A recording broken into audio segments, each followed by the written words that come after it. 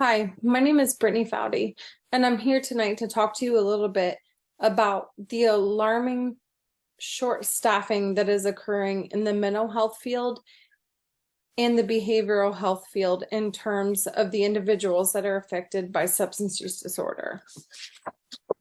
There is an urgency right now to call for professionals to step forward to treat those that are affected by addiction. So what is the problem exactly? The CDC reports that 1 in 6 Americans are affected by substance use disorder in some shape or form. This pans out to be approximately 46,300 individuals across the United States affected by substance use disorder in some shape or form, regardless of the substance use of choice. The Occupational Health and Safety Association reports that from April 2021 of April 2022, 108,174 individuals have died as a result of drug overdose. A big part of the problem here is that there are increasingly dropping numbers in professionals that treat drug overdose and drug addiction, and there are numbers that are increasing in those that are affected by substance use disorder.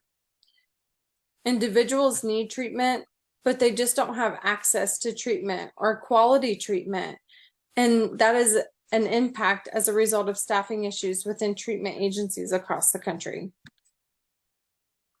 You might ask, why is this happening? Increased numbers of individuals affected by substance use disorders require more treatment options. They require more specific professionals that may have more knowledge directed towards their substance of choice.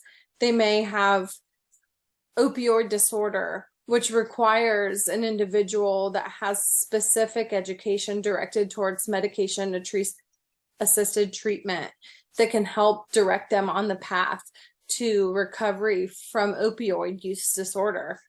Whereas someone with methamphetamine use disorder may not need an individual that is more educated with that path.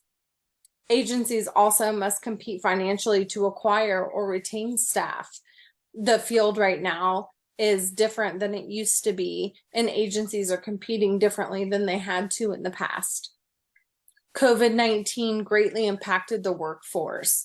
There are individuals now that are not willing to work face-to-face because of the fear of impact from COVID-19. They would specifically like to work from home. They want a more hybrid option. They want to be able to work through telehealth, where there are agencies that are just not willing to work with that. So they find themselves short-staffed because they're not willing to work with a telehealth type of environment because they prefer a more one-on-one, more personal option for the clients that they serve. So they choose to be more short-staffed and prefer more quality services for the clients that they serve. Then you have, as a result of short staff, the staff that is on board with agencies are suffering from burnout because they're the only ones on board. They're having burnout. They are the only ones there. They're serving a higher number of staff or a higher number of clients, I'm sorry. So they have a higher workload than they may have if the staff was fully staffed. And so they are having compassion burnout, emotional burnout, and they may not be serving those that they could in the best quality that they could. If we are able to make a change, there could be more treatment options for those affected by substance use disorder. People with addiction may have different options as far as individualized services, higher quality services. They may be able to have IOP options that they didn't have before. They could have more residential services that they didn't have the option to do before. They could have higher quality services. Those that were serving them may not have that emotional burnout, that compassion burnout, because there was more staff to serve those that were in need. And those that were in need could have individualized care because there would not be short staff that would have to serve a higher number of clients per staff member. They would be able to be divided more evenly. They would have more individualized care and thus be having more quality care as well as a result of that.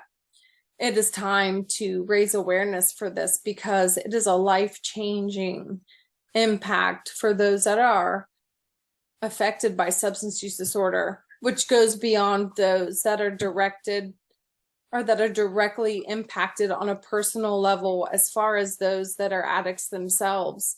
But there are not many people in the United States that are not impacted in some sort of personal level, whether it is them themselves that are suffering from a substance use disorder or whether they know someone that is affected by a substance use disorder. There are many Americans out there right now that know someone that is suffering or that someone they love is suffering, and it is time for a change, and it is time to raise awareness so that we can serve those that are suffering.